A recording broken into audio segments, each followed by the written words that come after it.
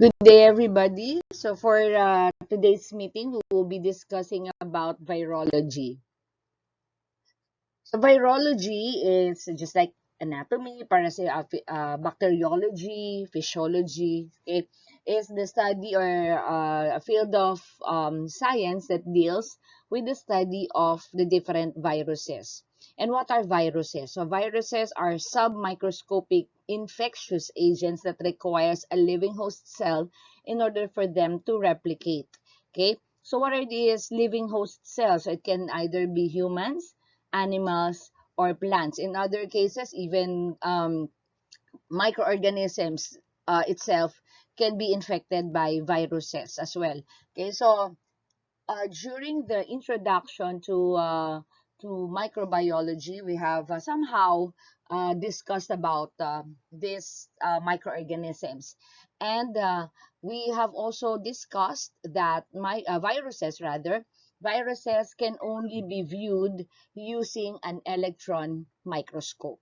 Okay, because they are so small, the usual compound microscopes that we have in the laboratories, in even in hospitals, okay, cannot be used to visualize the viruses. Okay, now viral infections may range from mild self-limiting illnesses, or by the way, we still remember, I said before that viruses are self-limiting. All right, meaning they will die on their own. So even without treatment, viruses will die on its own. So it depends on what type of virus have infected humans. Okay? So unlike bacteria na meron tayong antibiotics, viruses, wala. Alright. So you may be asking, so bakit po meron tayo mga antiviral medications? So these antiviral medications, medyo expensive pa yan compared to your antibiotics, are only be given to patients with viral illnesses, not to kill the virus. Please take note of this. These antiviral medications are given to patients, okay, with a viral illness, not to kill the virus but to shorten the duration of the illness. Okay, and in doing so, when the patient recovers earlier than usual, okay, complications will be prevented or may be prevented. Kasi in a viral infection, yung complications ang medyo deadly. Right? Please remember that ha, para pag nag-pharma kayo, naintindihan nyo yan agad. Okay, what else? So even though they are self-limiting, there are a lot of viruses that are life-threatening. Okay? We have experienced the COVID-19. Okay? So yung COVID-19 natin, we were like locked down for how many months? And affected talaga yung work, school, okay? Hindi tayo makalabas. So we were in that pandemic for almost 3 years. A lot of people have died because of that. So ano yung kinamatay nila? Complication, pneumonia. Okay, so yun yung sinasabi ko sa inyo. Walang bakuna, walang gamot sa COVID, 'di ba? Because virus siya. All right? So, these life-threatening diseases and the outbreaks, okay, outbreak ng measles, chickenpox, for example, okay, the pandemic, and that we have experienced, and some chronic infections, like for example, your hepatitis, okay, chronic infection yan. So, that illness is caused by a virus. All right. Now, these are the general characteristics of viruses. So, viruses are acellular absence. So, wala silang, they are classified rather as acellular, or they are not true cells. Okay, bakit they are classified as a cellular organism? It is because you will see in the next few slides that they do not have the typical structures that you can find in a bacterial cell. Di ba, nung nag-discuss sa anatomy, you have seen a eukaryotic cell, yung cells natin, somehow kapareho o may kaparehas sa mga bacteria, sa bacterial cell. But for viruses, ibang-iba yung itsura niya. Okay, they contain only one type of nucleic acid. So it can either be a DNA virus or an RNA virus. They are obligate intracellular parasites, so meaning they have to live they have to be inside the host in order for them to survive and replicate. They do not respond to antibiotics like what I have explained in the previous slide, and they replicate using the host cell machinery. So there's a reason why they have to be inside our body. They will be using kasi wala silang mitochondria eh. Alright, so wala silang taga-produce ng ATP, ng energy. So they will be using up the energy of the host. So they are smaller than a bacteria, so that's the reason why they can only be visualized using an electron microscope. Now, a virus rather, okay, the survival of a virus, okay, is dependent on the following factors. Number one, the presence, if ever meron, okay, of a viral envelope and a capsid. So, mamaya makikita nyo yung mga yan. So, the surface protein expression and modifications, yun yung mga spikes na nakikita nyo dyan, okay, which is the site of infection, okay, that occurs rather in the site of infection. So what happens is that these protein expressions, once nag-attach yung virus na yan sa cells ng humans, okay, they can already penetrate the inside of our cells. So there's receptor binding specificity and affinity. So meron silang target cells. Now once nakaabot sila doon, mag-a-attach na sila doon. And then they will end up forming viral aggregates. Okay? So yan yung mga spikes, yung parang mga, kaya nga siya parang mga thorns, okay, on top of the surface of the virus. And what else? The capsid structure, mamaya makikita niyo yung structure ng capsid, which determines the stability of the virus. And the presence of an internal protein and the viral genome, again, like what I have said, can either be DNA or RNA. So they are densely packed, okay, causing now stability again of the virus and the presence of a polymerase. So this is an enzyme which is needed for viral replication. Okay, and then once they are inside the host cell, these viral genomes will now cause mutations sa DNA natin. So this is called as host adaptation. So they will assume now the viral genome of the host. So not knowing for the other cells in the body na hindi na yun yung normal cell niya, viral genome na yun na-inject sa loob. So and in doing that, dyan na mag-uumpisa yung viral replication. So let's now have the different structures and the functions of a viral particle. Okay, viral particle ang tawag sa kanya. So the first one is the nucleic acid or the genome. Again, it can either be a DNA or an RNA. So this contains a genetic material that directs the replication of the virus once it enters the host. And there are different types. You have the DNA virus. It can be single-stranded or double-stranded. Okay? Pag nakita nyo yung ssDNA, ibig sabihin single-stranded DNA yon, or dsDNA double-stranded. Same with RNA. Okay, so it can either be a single-stranded RNA virus or a double-stranded RNA virus. So main function of the nucleic acid is to encode the viral proteins and determines the replication strategy and the mutation rate of the viral particles that have infected the individual or the host. Next is the capsid. Tignan nyo, no? Ibang-iba yung itsura niya. So tayo, cell membrane, sila capsid. Okay, so the capsid is a protein coat that provides protection for viral nucleic acid and as a means also of attachment to the host cell. So yung buong structure na yan that resembles that of the cell membrane, ang tawag dyan capsid. And if you're going to look closely at the capsid, meron siyang mga individual subunits. May mga maliliit na subunits yan. And those subunits are called as capsomeres. Okay? So a capsomer may be single or multiple, and the proteins are encoded by a viral genome. Alright, so meron dalawang shapes. So the capsid can be helical, so pabilog, parang spiral shape, and polyhedral. So tingnan nyo parang marami siyang sides, or they are called as icosahedron. Okay, so viruses, aside from being classified whether it's a DNA or an RNA virus, they can also be classified depending on the capsid shape.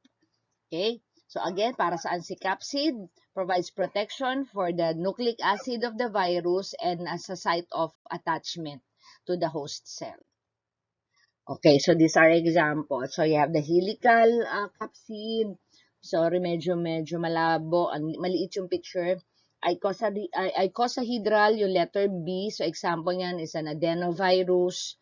And then you have multiple helical capsids. Example is the influenza. Yan, sa flu. Yan ang itsura niya. And complex, yung mukhang alien, no? Complex capsid or icosahedral head. Okay, so tingnan ninyo, may mga several sides yan. So this is an example of a bacteriophage. And these are the different forms or shapes of a virus depending on their capsid form. The next is the envelope, the viral envelope. So the first one is the nucleic acid, diba? So the second one is the capsid, pangatlo is the envelope. So the envelope is a lipid bilayer derived from the host cell membrane. So once the virus have attached already to the host cell membrane, kukuhanin na niya yung cell membrane natin. So they will own our cell membrane, and this is called as an envelope. Actually, viruses can be classified also based on the presence or the absence of an envelope. Okay, pag may envelope, envelope virus. Pag wala, non-envelope virus. Okay, so the envelope contains viral protein spikes. Okay, so and yung nakita ninyo kanina, so the next few slides may makikita kayo ulit na protein spikes. Functions of the envelope, ito yung mga gusto kong alam ninyo, yung function ng specific part of a viral particle. So it is for the attachment and the entry into the host cell, and also it determines the environmental stability of the virus. Kasi nga, ginaya na niya. So akala ng defense mechanism ng body natin, akala nila normal cell niya or the usual cell ng body. So hindi nila alam, kinuha lang yung cell membrane ng infected cell. Okay? So kumbaga, it helps the virus evade the defense mechanism of our body. So yung cells of the immune system, nakatago siya. Okay, envelope viruses are easily destroyed naman by heat, okay, by detergents and alcohol. So it is also very important that we do disinfection, okay, and the use of antiseptic solutions. Okay? So non-envelope viruses, on the other hand, are more environmentally resistant. So sila yung mahirap patayin. Okay, using those detergents, your alcohol natin, and even by heat. So yan. So this is an example of an envelope DNA and an envelope RNA. So doon sa envelope, doon natin makikita yung mga protein spikes yan. So nakapaligid yan doon sa viral particle. And you can see magkaiba yan, icosahedral yung sa letter A, helical yung RNA virus sa letter B. Alright? So you can see the viral envelope there, yung kulay light yellow. Alright? So highlight lang natin. Okay, so ito. Alright, the envelope. Yan. Alright, for the DNA virus and an RNA virus. Okay, then we have the viral spikes or the peplomers.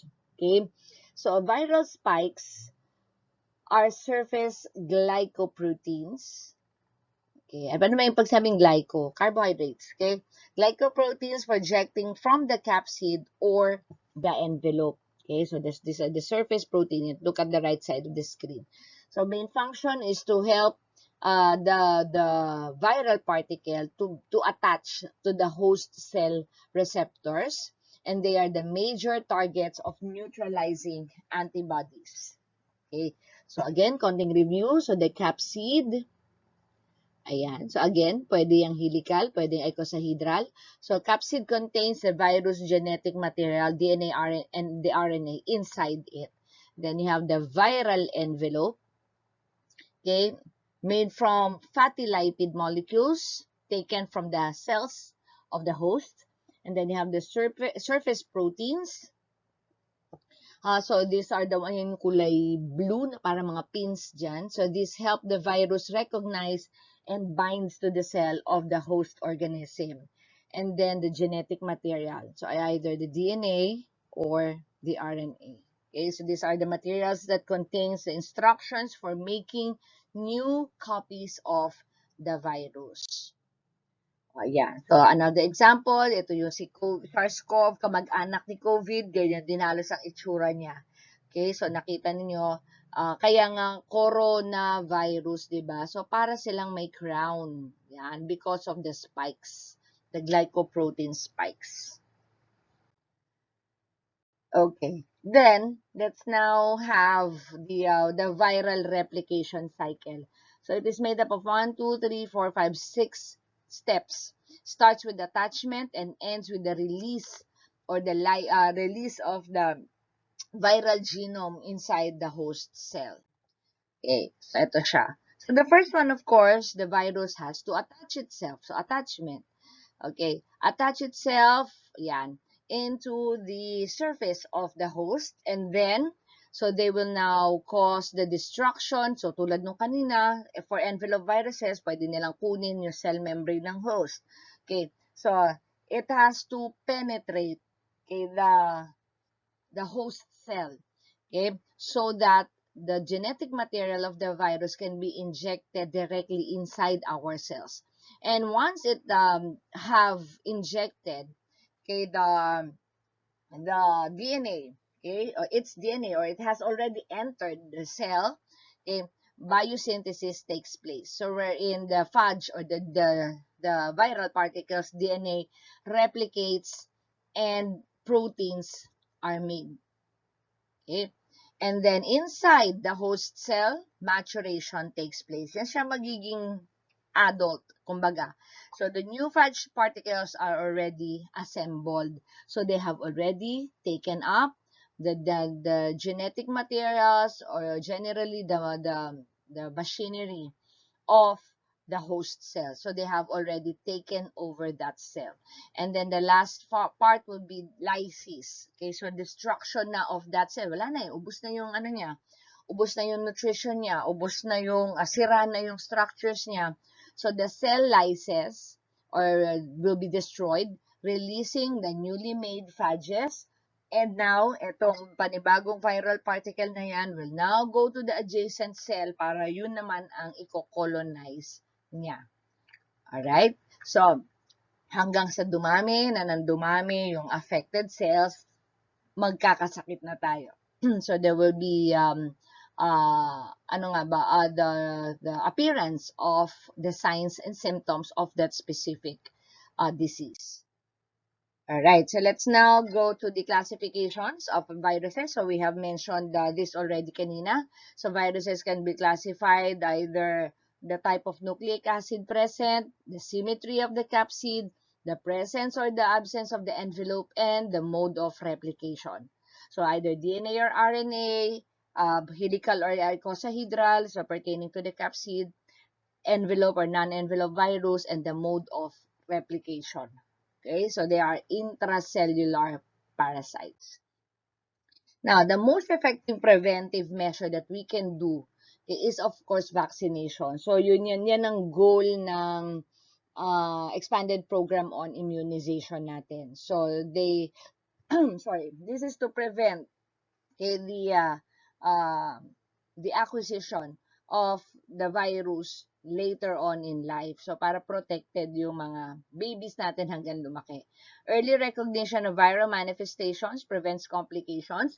So, there are instances wherein, what do you call this, na-infect pa rin tayo, kaya lang, dahil may bakuna, hindi na gano'n. So, COVID, wala naman tayong immunity sa COVID, 'di ba? Pero since may bakuna tayo before, kahit na magka-COVID ka, hindi na malala. You can still get the virus, acquire the virus, pero ang laban natin diyan is may laban yung immune system. So, yung complications of the virus or the viral infection, mape-prevent na natin. Okay, so mas protected tayo. Proper isolation and infection control are also essential, and health teachings about the transmission and the prevention of certain viral illnesses is critical. So nurses, this is where you come in, lalo na yung mga CH and nurses natin. So importante yan na alam ng mga tao, paano ba ako pwedeng mahawa dito sa sakit na ito. Okay, so I have here a table of the different RNA viruses so that in a glance, makikita nyo sila. So again, like I've said, it can be single-stranded and double-stranded RNA viruses. Okay, so under the RNA viruses on the left side, okay, you have there further classification, whether they are non-enveloped and enveloped. Okay, so we have there the Picornaviridae family yan, okay, yung nakalagay dyan.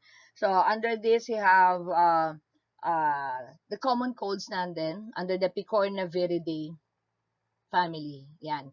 So, ito yung mga dahilan kung bakit tayo may sipon, nagkakasipon, nagkakaubo. Ang matindi lang kasi dyan, marami siyang marami siyang klase.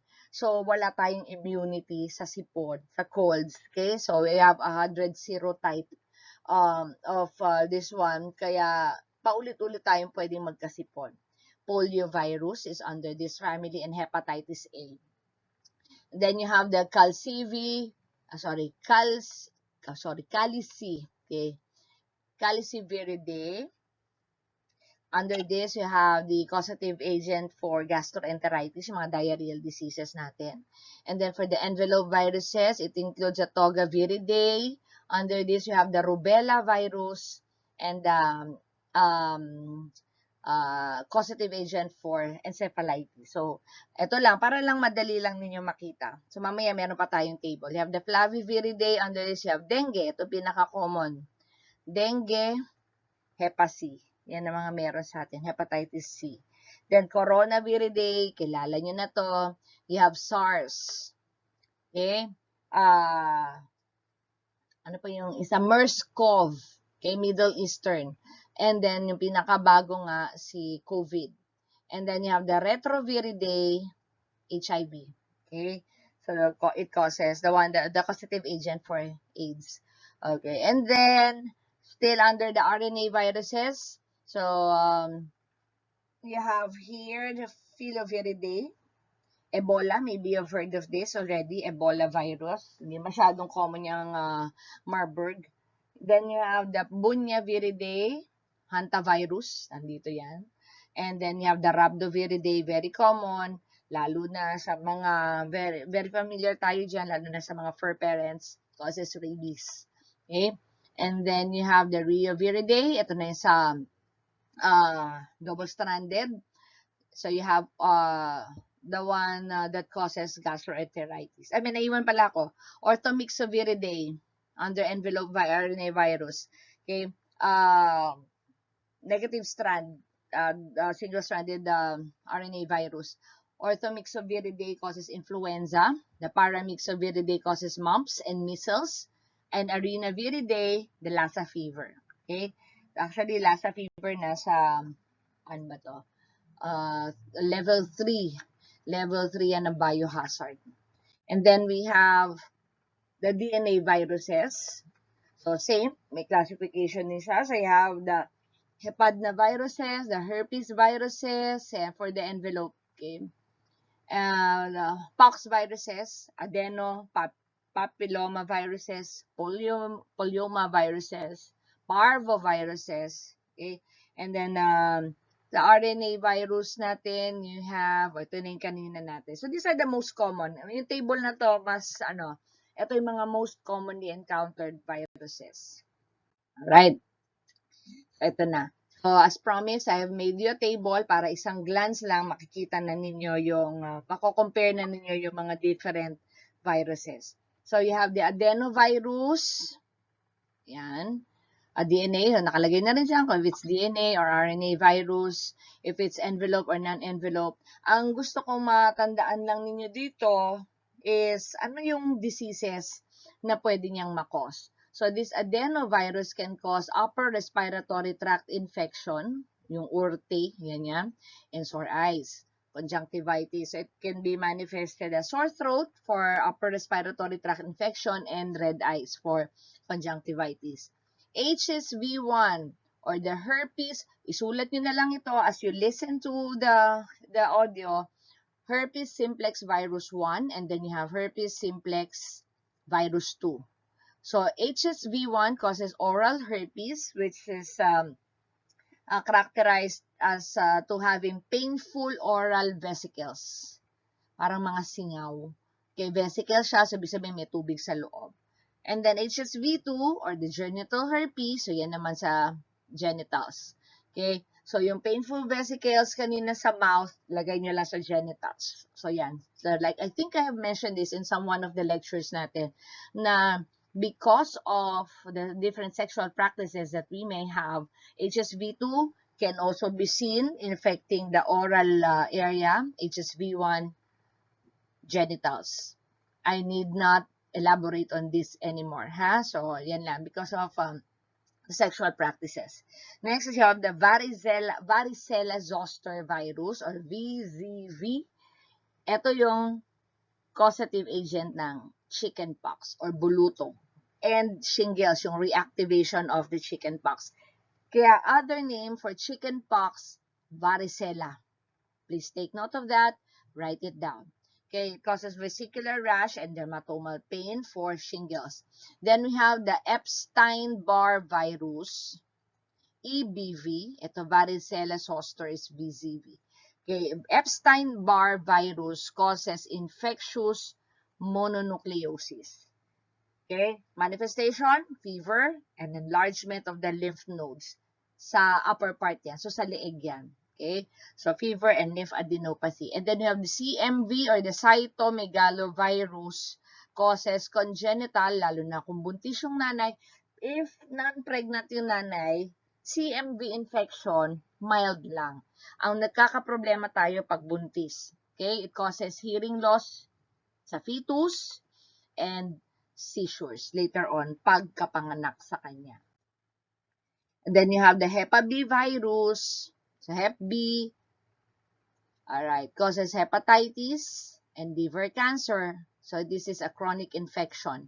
Manifestation, jaundice, yellowish discoloration of the skin, of the skin and the sclera, and then you have hepatomegaly or enlargement of the liver.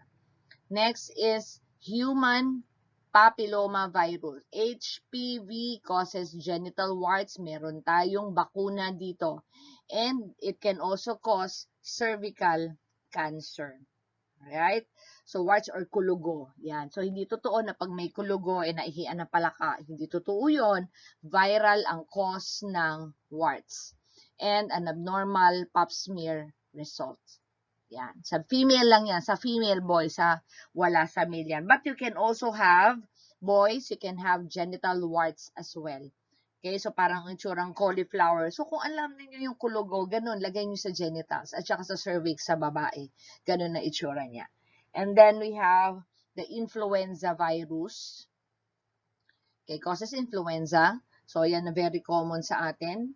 Okay, fever, myalgia or muscle pain, and cough, upper respiratory infection. And then we have measles, tigdas, or rubiola. Okay, so it causes measles and manifestations, hallmark manifestation, pathognomonic sign is Koplik spots and the appearance of a fine rash over the skin. Yung Koplik spots na yan, okay,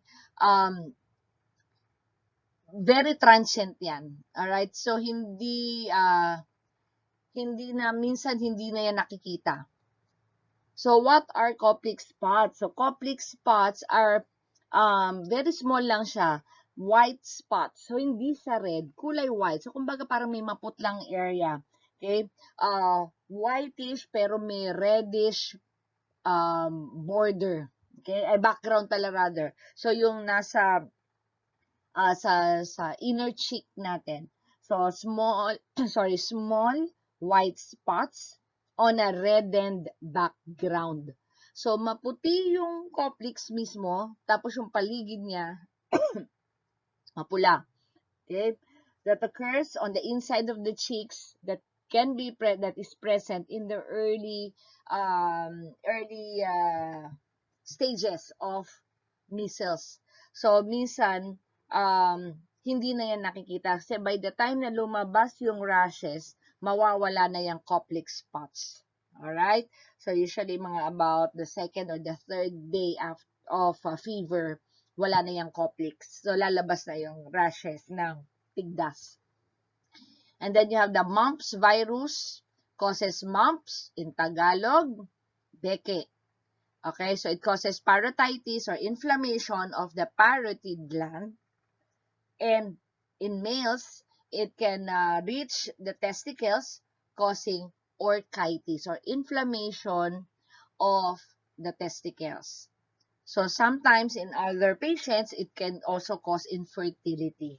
So yan, so sa lalaki ha, so yan. Okay, mumps virus yan. Okay, then you have SARS-CoV-2. So yan siya. Alright, disease caused, COVID-19. Kilala nyo na yan. Okay, so it causes fever, cough, anosmia, or loss of smell. And aside from loss of smell, very characteristic, pag nawala na, pag ito lumabas na, naku, mukhang COVID. Okay, loss of taste. Walang panlasa or called as ageusia. A-G-E-U-S-A-S-I-A. Okay? Or the patient's inability to detect tastes. Alright? So, madalas yung dalawa ang causative, ang manifestation natin for COVID-19. Anosmia and ageusia. Just take note of it. And then you have the dengue virus, of course, causes dengue fever. And ang target ng dengue virus is the platelets. So, sinisira niya yung platelets, causing high fever and increased bleeding tendencies. Then you have the Zika virus, causes Zika infection. In non-pregnant people, mild lang siya. Pero kapag buntis yung patient, it can cause microcephaly in the newborn. Then HIV, human immunodeficiency virus, causes HIV/AIDS. And again, it is the opportunistic infections that may kill the patient. Again, what are opportunistic infections? These are infections that arises, okay, when the HIV have entered the system and have destroyed the lymphocytes, okay, the primary defense of our body. Okay, this is specifically, paki-take down the CD4 lymphocytes. Okay, so again, another table showing you the differences between a DNA virus and an RNA. Regarding the stability, DNA viruses are more stable than the RNA viruses, but they have a high mutation rate for RNA viruses. Though they are less stable, madali silang masira, pero madali silang mag-mutate. Magbabago lang sila ng itsura nila. Site of replication for the DNA, nucleus, and the RNA, the cytoplasm, except for the influenza and HIV. So, influenza and HIV, sa loob ng, DNA siya, loob ng cell yan, or na nucleus ang target niyan. Okay, the mutation rate for DNA viruses are low and high for RNA. Common examples of DNA viruses are HSV, okay, herpes simplex, human papilloma, HPV, HBV, Hepa B virus, and Epstein-Barr virus, EBV. So for RNA viruses, you have influenza, HIV. HIV is an RNA virus, dengue, and COVID-19. So COVID-19 is an RNA virus. Then for vaccine stability, for DNA viruses, Meron tayong mga bakuna dyan. Okay? For RNA viruses natin, ang meron lang, HIV wala. Okay? Dengue meron pero controversial. Dengvax siya. COVID-19 meron, kaya lang against strain specific lang siya. Either influenza pala. So for COVID-19, meron tayo now yung mga bakuna natin for COVID-19 na depende yan kung anong target niya. Okay? What specific part of the COVID-19 ang target niyang sirain, and no immunity. Okay? No immunity for the RNA viruses kahit na mabakunahan tayo. And for the clinical course, for DNA viruses, they are often latent. So, ibig sabihin, medyo matagal bago lumabas yung manifestations. Pero again, mabilis gumaling. But for RNA viruses, they're often acute, biglaan, or chronic.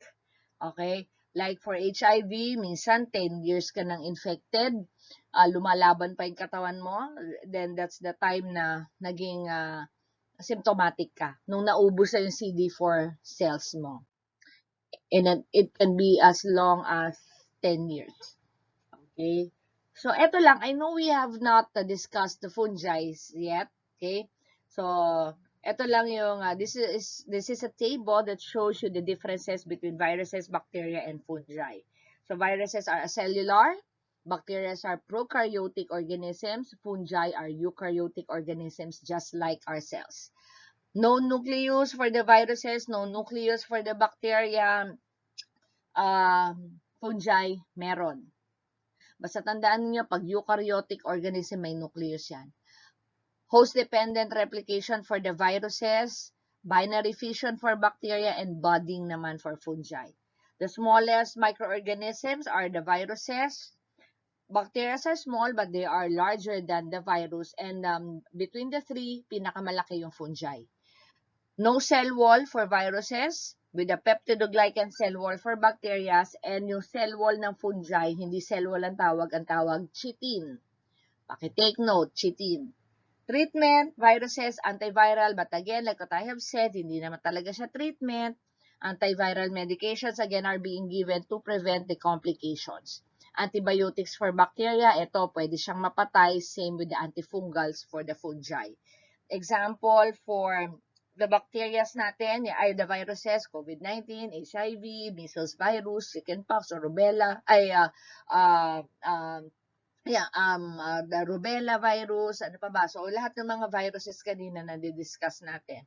Bacteria, tuberculosis, cholera, okay?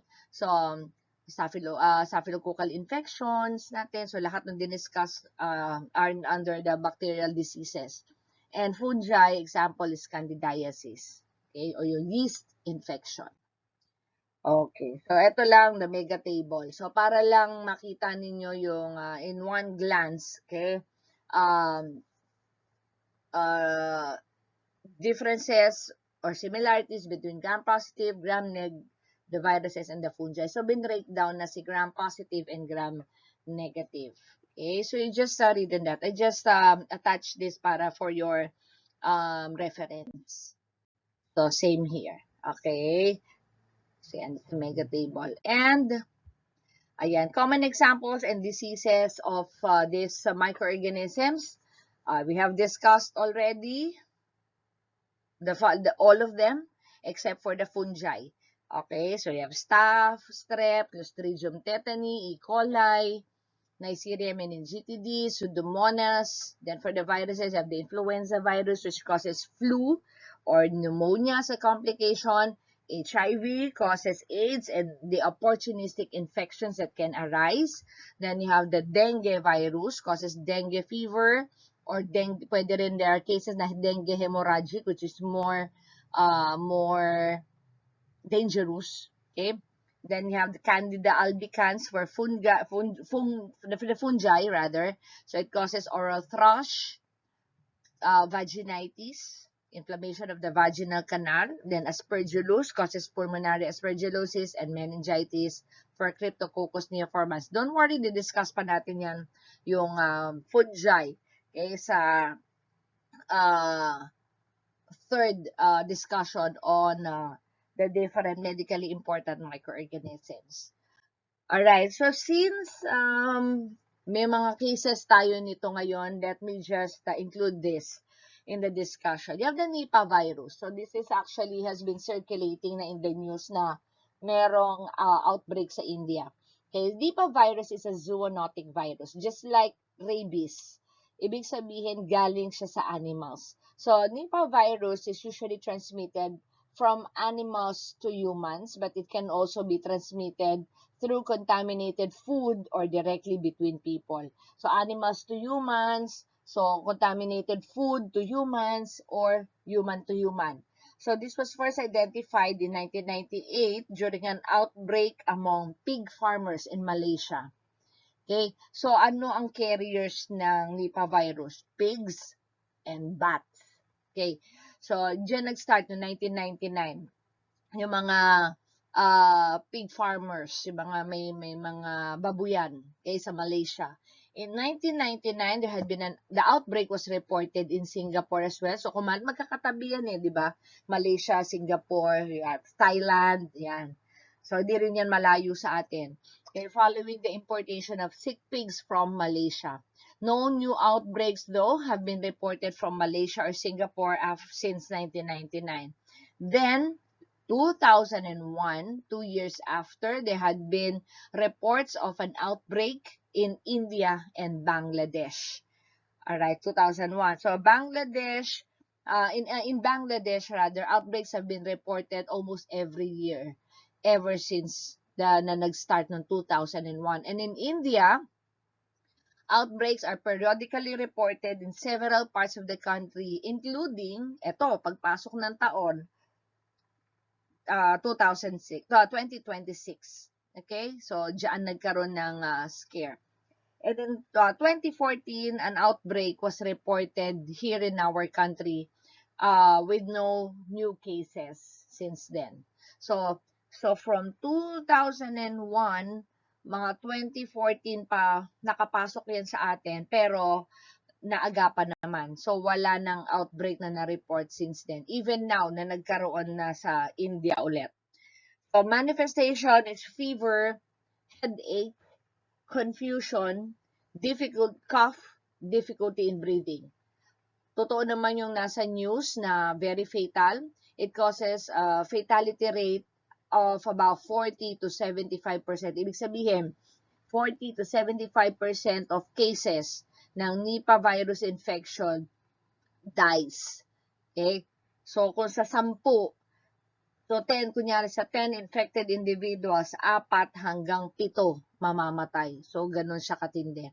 Causative agent ang hosts rather, are the fruit bats. Okay? Of the Theropodidae. Okay? So, silent P. Theropodidae family. So, these are the natural hosts of the Nipah viruses. These are the fruit bats, yung mga kumakain ng fruits, okay, sa wild. So, it is being transmitted from infected bats and other animals to humans and can also be transmitted directly between people.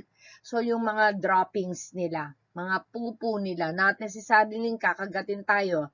Yung pag nakagat ng bats, ang nakakatakot pa dyan, rabies.